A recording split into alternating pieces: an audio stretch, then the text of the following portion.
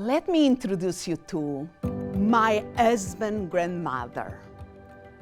She was only 4 foot 10 inches in height, yet her great-grandkids call her Big Grandma.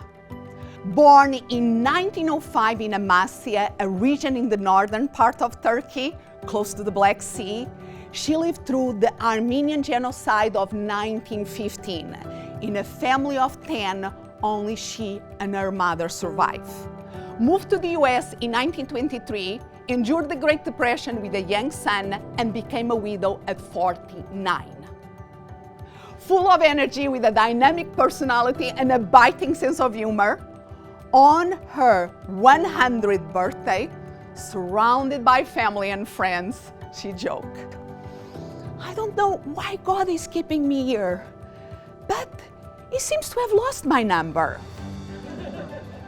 If we look around us, we can find examples of heroes like her. They survived the unimaginable and live fully and happily.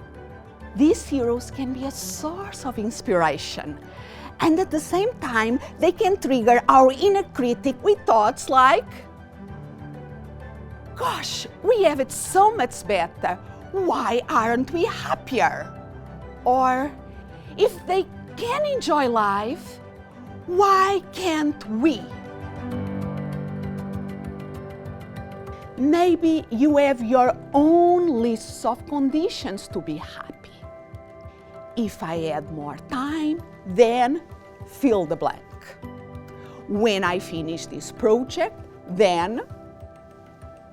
When I find the right person, then. If I had more money, then. These misbeliefs work like blind spots. We believe we see what is really there, but when we bring more information, we realize that maybe there is more to take in.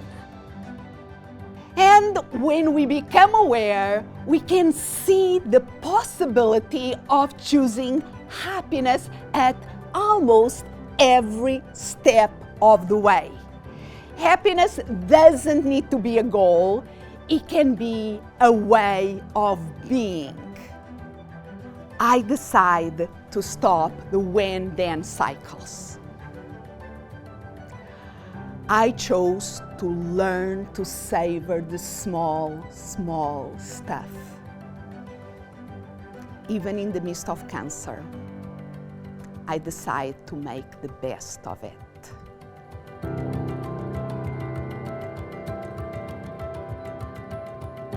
I love mindset work. I even have a podcast called The Mindset Zone. And I will declare here that mindset are not the be-all, end-all. The goal of pursuing happiness can be a great strategy to keep us detached from feelings, rationalizing everything, and not being in the present moment, not tapping into the power of now. Imagine that our happiness is a plant. You can't force this plant to grow by pulling its leaves.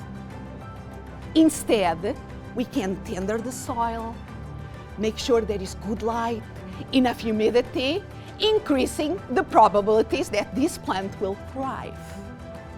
We cannot force happiness, yet we can choose to cultivate positivity in our lives by being more open, grateful, curious, and kind.